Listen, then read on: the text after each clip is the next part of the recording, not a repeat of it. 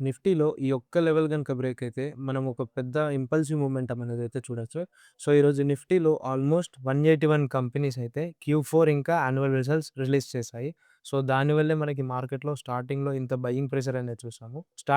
ఈ buying pressure చూసిన తర్వాత మార్కెట్ 10:15 నుండి కంప్లీట్‌గా సైడ్‌వేస్‌లోకెళ్ళిపోయి, మార్కెట్ ఒక సపోర్ట్ అనేది బ్రేక్ చేసింది.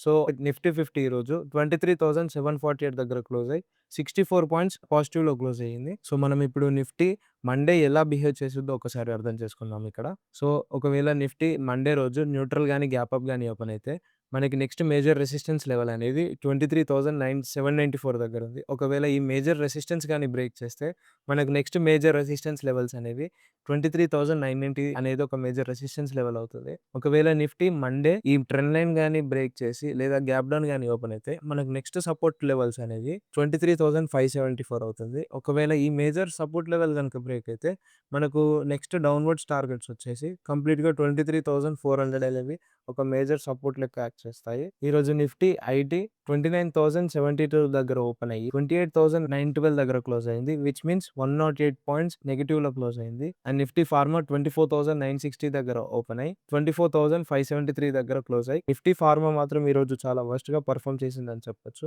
లైక్ ఆల్మోస్ట్ 316 పాయింట్స్ అనేవి లాసెస్‌లో క్లోజ్ అయ్యాయి. నిఫ్టీ ఆటో కూడా మనం ఆల్మోస్ట్ 26,045 దగ్గర ఓపెన్ అయ్యి 26,017 దగ్గర క్లోజ్ అయింది. విచ్ మీన్స్ 30 పాయింట్స్ నెగెటివ్‌లోనే క్లోజ్ అయ్యాయి. సో, ఈరోజు నిఫ్టీ ఐటీలో, ఇంకా నిఫ్టీ ఫార్మాలో, నిఫ్టీ ఆటోలో ఏ స్టాక్స్ ఎక్కువగా పెర్ఫార్మ్ చేశాయని ఒకసారి చూసుకుందాము.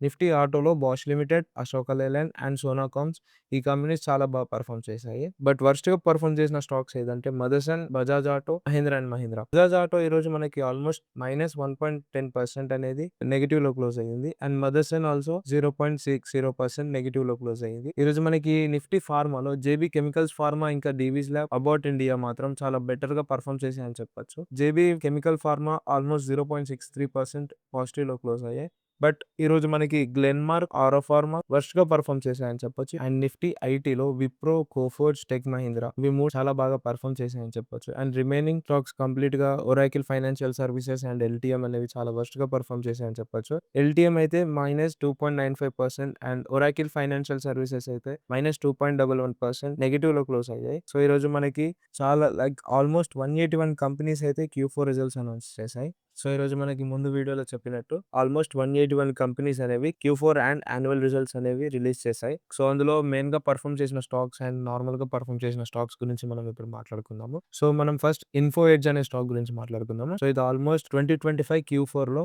మనకి ఆల్మోస్ట్ 678 క్రోర్స్ ప్రాఫిట్ చేస్తే, మనకి 2026 Q4లో ఆల్మోస్ట్ 756 అనేవి ప్రాఫిట్ అనేది చేసింది. సో, మనకి ఈరోజు ఇన్ఫో ఎడ్జ్ అప్ టు 6% అనేది ర్యాలీ ఇచ్చింది. సో, ఈరోజు స్టాక్ ఆల్మోస్ట్ ₹985 దాకా వెళ్ళింది.